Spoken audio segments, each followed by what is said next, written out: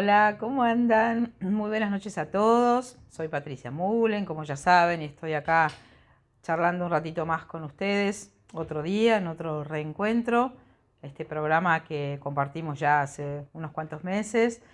Y hoy quiero charlar sobre un tema que está muy en boga hoy y sobre el cual considero humildemente que hay mucha confusión y mucha cosa que se nos vende con respecto a lo que sería la espiritualidad. La posibilidad, ¿qué es una persona espiritual? ¿Qué tenemos que hacer para ser espirituales? Toda esta onda, ¿no?, del despertar, que está bárbaro lo que está sucediendo. Hay una gran cantidad de herramientas y cuestiones y una conciencia mayor sobre muchísimas cosas, muchísimas formas de mirar nuestra vida desde otros lugares, con otra conciencia, con otra claridad, con otras herramientas. Pero también hoy hay, creo yo, mucha confusión respecto a lo que significa realmente ser una persona espiritual. Uno ve todo el tiempo, muchos hay disponibles, tenemos 10 millones de cursos, 10 millones de seminarios, muchísimas personas que nos dicen cómo tenemos que vivir, qué es lo que tenemos que hacer, cuáles son las recetas para la felicidad, qué es lo que tenemos que soltar, qué tenemos que sanar. En fin, parece haber como una gran oferta, vamos a llamarlo así, con respecto a lo que implica un proceso espiritual o un proceso de conciencia. Y a veces siento que se ha como banalizado este inmenso y poderoso proceso que es, primero que ser una persona espiritual. Todos somos personas espirituales porque tenemos mente, espíritu, cuerpo, conciencia, todo esto, ¿no? O sea que ser espiritual no implica una cierta acción, sino que uno es esencialmente una persona que tiene un espíritu, tiene un alma, ¿no? Entonces, parecería que si yo hago un curso, si estudio a lo mejor Reiki, si hago biodescodificación, si hago constelaciones familiares, si hago lo que sea de las infinitas metodologías que existen hoy, o hago un retiro, yo ya soy una persona espiritual.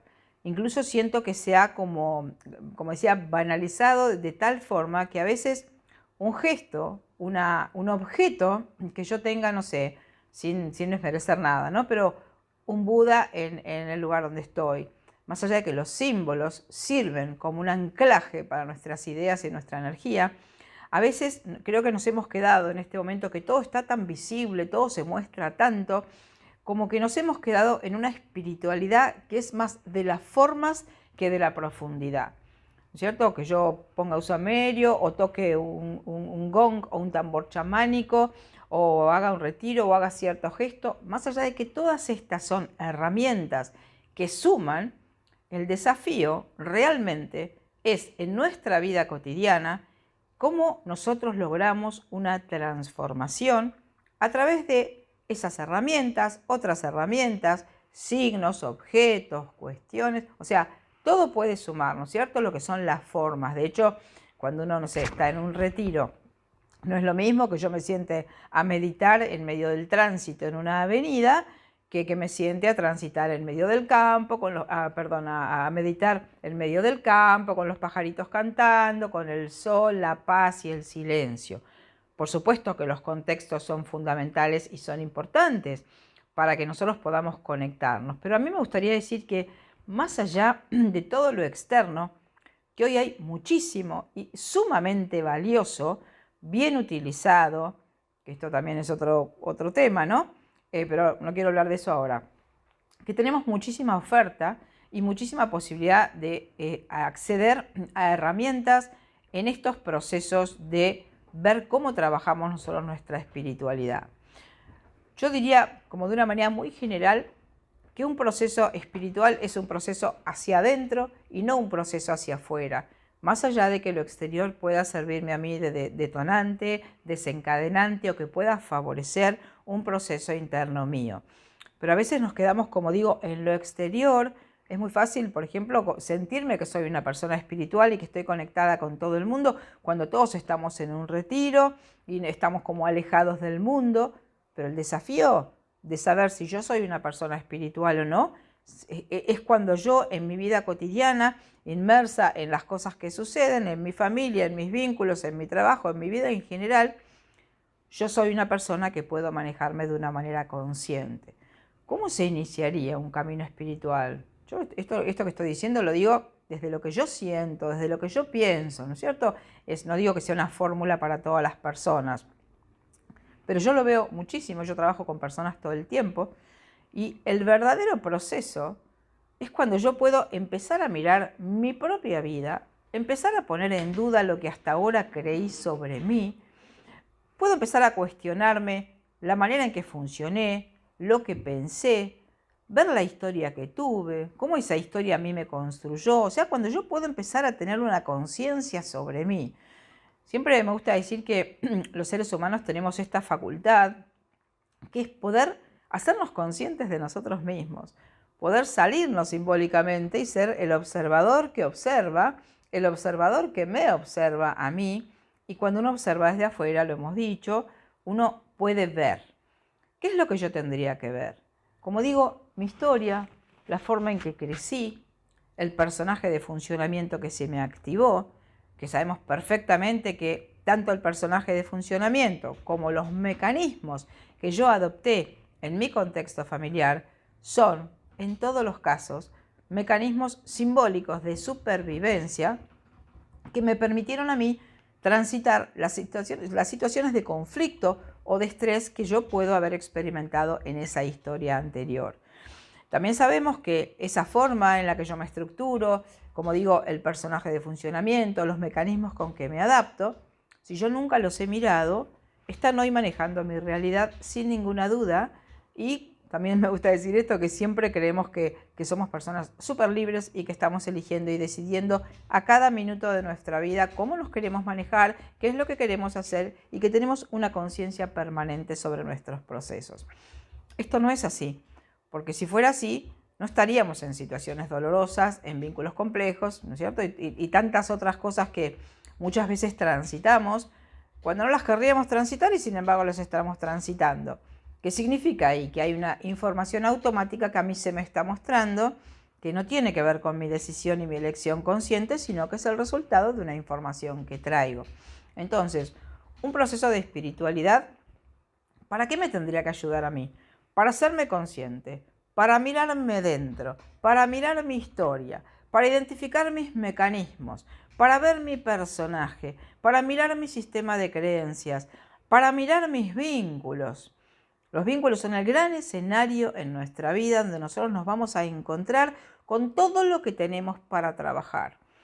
También es el ámbito donde siempre nos movemos, donde está nuestra experiencia de la realidad en el vínculo con el mundo y con las demás personas. Entonces, todos estos son ámbitos interesantes de mirar en un proceso consciente.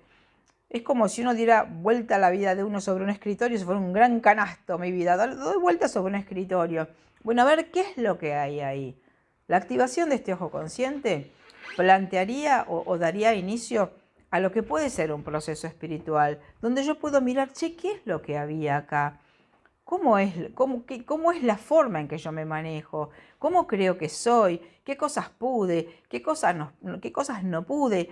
¿Con qué vínculos me encontré? ¿Con qué tipo de conflictos? ¿Con qué tipo de imposibilidades? ¿Qué tipo de síntomas tuve? O sea, una mirada consciente sobre mi vida.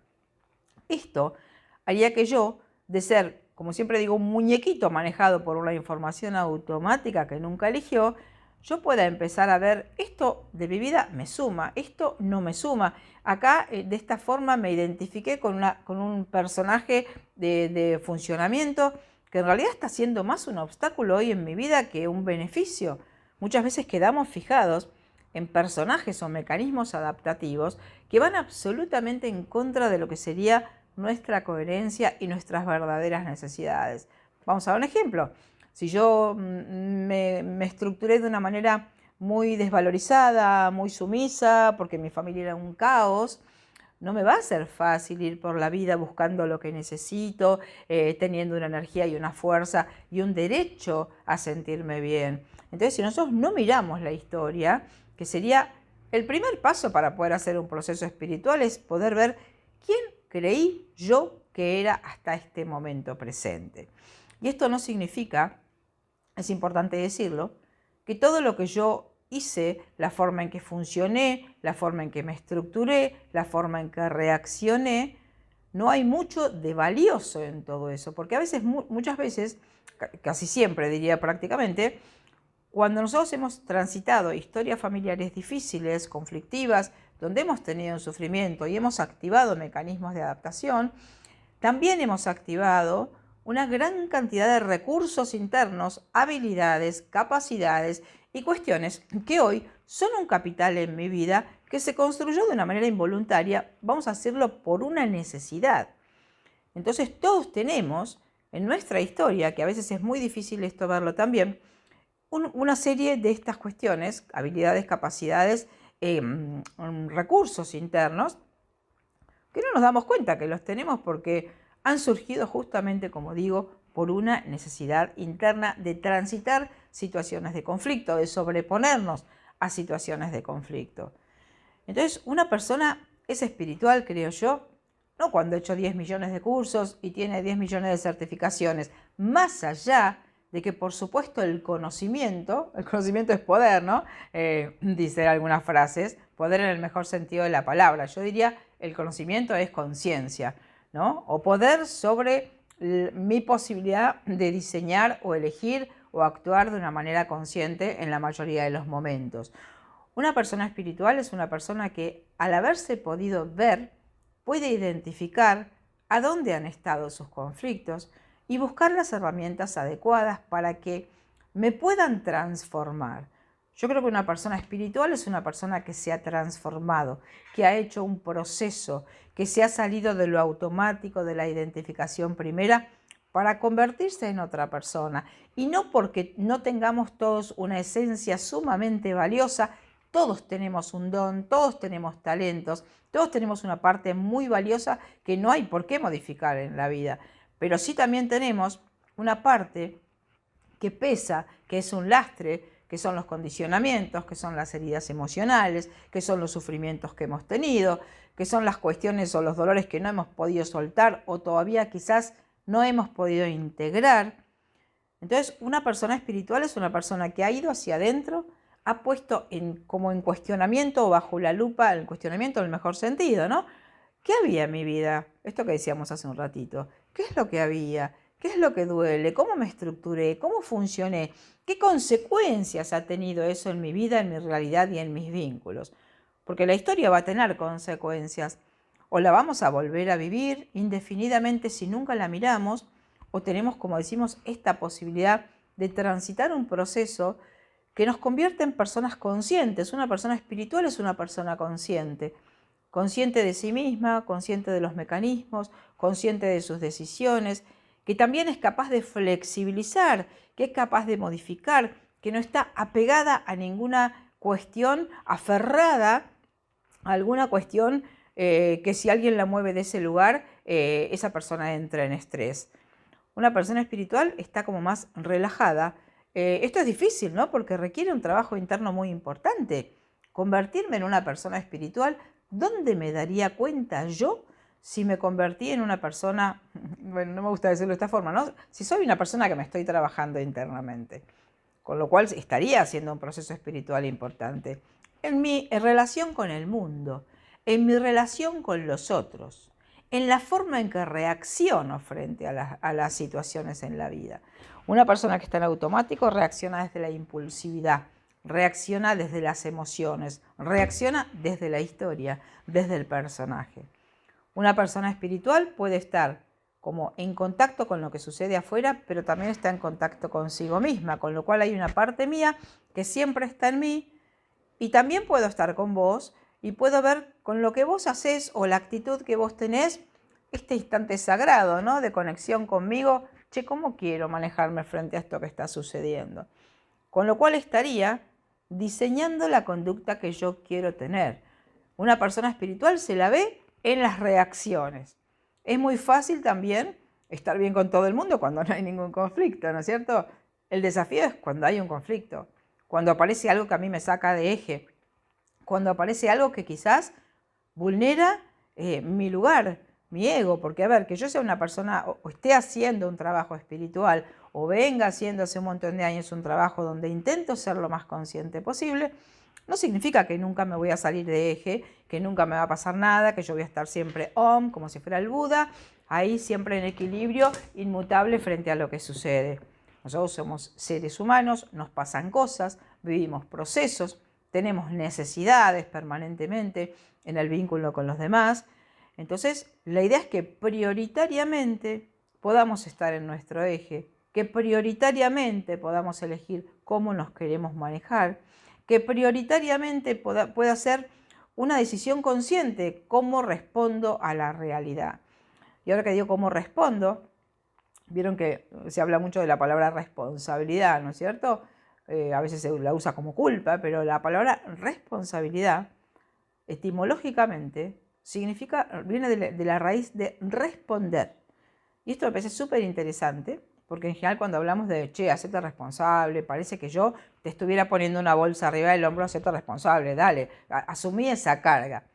Y en realidad la palabra responsabilidad, que también tiene que ver con lo espiritual muchísimo, con el proceso, significa cómo respondo yo frente a las situaciones de la vida, cómo elijo responder. Como decimos, puedo reaccionar de una manera impulsiva, desde mi historia, totalmente automatizada, y puedo hacer millones de cursos y seguir actuando desde las mismas reacciones siempre, con lo cual no habría hecho yo un camino espiritual. Por eso creo que si lo pudiéramos resumir o sintetizar de alguna manera, una persona espiritual es una persona que ha mirado su historia, que ha tomado herramientas, que ha puesto en duda su personaje, sus mecanismos, sus vínculos, la forma en que se relaciona, su sistema de creencias. O sea que se ha permitido autocuestionarse, pero no autocuestionarse desde un lugar de crítica, sino para poder realmente salirnos de toda esa cuestión que es una automatización si nunca la hemos mirado y poder empezar a diseñar conscientemente cómo quiero, cómo elijo ser, qué principios quiero que me manejen, cómo quiero ser con las demás personas, cuál es la energía que quiero emitir al mundo. ¿Cierto? Porque uno emite una energía al mundo todo el tiempo. Yo puedo emitir una energía de conflicto, de persona no trabajada, o puedo emitir una cierta paz, una cierta calma, ¿no es cierto? Y sabemos que las emociones también son energías contagiosas. Hay personas a veces con las que nosotros estamos y terminamos como alterados, como que, ¿no? Y hay personas que nos dan calma, que nos dan paz. ¿Por qué una persona nos da paz? Porque está en su eje, porque hay una parte de la persona que está en sí misma y otra parte que comparte conmigo. Esto que de alguna manera los que trabajamos en distintas terapias necesitamos hacer, ¿no es cierto? Hay una parte que es nuestra, es como el territorio que nosotros como terapeutas tenemos que habitar, vamos a decirlo así, y otro es el ámbito de contacto con la otra persona. Yo no me puedo dejar como terapeuta tomar por las emociones del otro, hacer juicios, resistirme, enojarme con lo que un consultante me está diciendo, porque me estaría saliendo de mi lugar de terapeuta. Yo tengo que ofrecer una base, lo más sólida que yo pueda, de acuerdo a mi conocimiento, a lo que he estudiado, a mi preparación, a mi proceso interno, etcétera, etcétera, para poder interactuar lo más sanamente con la persona que tengo y aportarle lo que mejor pueda aportarle yo dentro de mis posibilidades. Doy este ejemplo de lo que sería un espacio terapéutico, más allá de que por supuesto es diferente, pero tiene una similitud. Por eso lo traigo, ¿no? Como que tiene una similitud con la forma en que nosotros nos podemos relacionar con el mundo. Una persona espiritual tendría en cierto aspecto una actitud que podemos como hacer una pequeña comparación con las circunstancias que cada una de las situaciones tiene en sí mismas. Pero quiero decir que una persona que se ha trabajado, una persona que se denomina espiritual, tiene que haber hecho un proceso de transformación. Y esta sería como la prueba más fehaciente de si una persona es espiritual o ha hecho un proceso espiritual. Como digo, espiritual somos todos. Una persona que ha hecho un proceso espiritual se nota, lo emite, está en sus actitudes, está en sus gestos, está en su mirada, está en su sonrisa, está en sus actitudes con las personas, ¿cierto? En la forma en que nos relacionamos. O sea que, ¿cómo sé yo si soy una persona que me he trabajado espiritualmente? porque he podido mirar mi historia, porque mi vida ha cambiado, porque no soy la misma persona que era cuando tenía 20 años, ¿no es cierto? O sea que creo que todo lo que implique una transformación en nuestra vida, por supuesto en un sentido positivo, es un proceso espiritual. ¿A dónde nos lleva esto? Nos lleva a sentirnos mejor, a estar más dueños de nuestras acciones, a tener una tranquilidad o una paz, que esto también es una pauta interesante. Una persona que se considera una persona espiritual es una persona que debería tener una aceptable paz, una aceptable, digamos, una falta de resistencia a la realidad. Y esto no significa que yo voy a aceptar todo y que todo me parece bien, ¿cierto? Hay una frase que me acuerdo ahora justo, que hay un maestro y un discípulo, y entonces el discípulo le pregunta, maestro, ¿qué es la felicidad? Y le dice, cooperar con lo inevitable. ¿Qué sería esto? Que la realidad, hemos hablado en algún momento, ¿no? De la resistencia a la realidad. La realidad es así. Lo que pasa es que nos cuesta un montón porque tenemos muchísimas expectativas y además esto no significa que yo tengo que aceptar lo que sea, que tengo que estar de acuerdo con todo. Pero sí puedo elegir internamente si soy una persona consciente y que me he trabajado lo suficiente, más allá que el trabajo interno nunca se termina. Esto también es importante, es eterno, el trabajo que uno puede ir haciendo ante las diferentes cosas que van apareciendo en la vida. Pero que yo tenga una aceptable tranquilidad, que tenga una aceptable paz, que no tenga conflictos en mis vínculos, o que sepa retirarme de los lugares donde hay conflicto, ¿cierto? Que yo no me oponga, como que pueda ir acompañando. En constelaciones familiares hablamos mucho de lo que es acompañar el movimiento de la vida, ¿no? Y como digo, esto no significa que yo voy a soportar todo, aguantar todo y estar de acuerdo con todo. Pero esta especie de sabiduría interna de saber de dónde me salgo, de dónde me corro, dónde sí me quedo, escuchando lo que a mí me daría paz y lo que a mí me daría tranquilidad, y también lo que coincide con la persona que yo quiero ser. La persona que yo quiero ser se diseña. Todos nos hemos estructurado también, con esto vamos como redondeando, en base a modelos que nosotros hemos visto. A todos nos pasa, seguramente a mí me ha pasado, ¿no? Profesores, personas significativas en mi vida, que yo veía ciertos rasgos y decía, qué linda esta persona, cómo es, cómo me gusta esto, cómo me gusta tal cosa, cómo me gusta cómo esta persona actúa en esto. Modelos que miramos frente a nuestros ojos y tomamos esos rasgos, y yo me doy cuenta que a lo largo del tiempo muchos de esos rasgos los he incorporado, como todos ustedes han incorporado rasgos o tienen cosas que son copiadas, por decirlo así, en el mejor sentido de otras personas. Entonces, para redondear lo que estamos hablando hoy, el trabajo espiritual es hacia adentro. ¿Lo exterior y las formas pueden acompañar esos procesos? Sí, pero yo no necesito de todo lo exterior, de todo lo visible para hacer un proceso. Por supuesto que en esta época en que vivimos, con tanto ruido exterior, con tanto desafío, con tanto bombardeo y con tantas recetas para la felicidad y la espiritualidad, hay que tener cuidado, ¿no es cierto? Y hay que ir a personas preparadas, hay que ir a gente que está realmente, que ha estudiado, si es que uno necesita, todos necesitamos como mentores en ciertos momentos. Todos hemos avanzado en nuestros caminos gracias a otras personas que han sido referentes importantes para nosotros. Entonces también tengamos cuidado con estas cosas. El camino espiritual es una experiencia, no es una forma exterior, no es otra persona. El camino espiritual es interno, es mío, y yo elijo conscientemente de qué forma lo quiero transitar. Y ese camino espiritual debería notarse, o sea, en una transformación en mi propia vida. Si yo sigo siendo la misma persona, por más que haya hecho 10 millones de cursos, no he hecho ningún recorrido espiritual. Bueno, espero que les haya gustado este programa, como todos. Nos vemos en el próximo episodio y muchas gracias por estar siempre acompañando este espacio.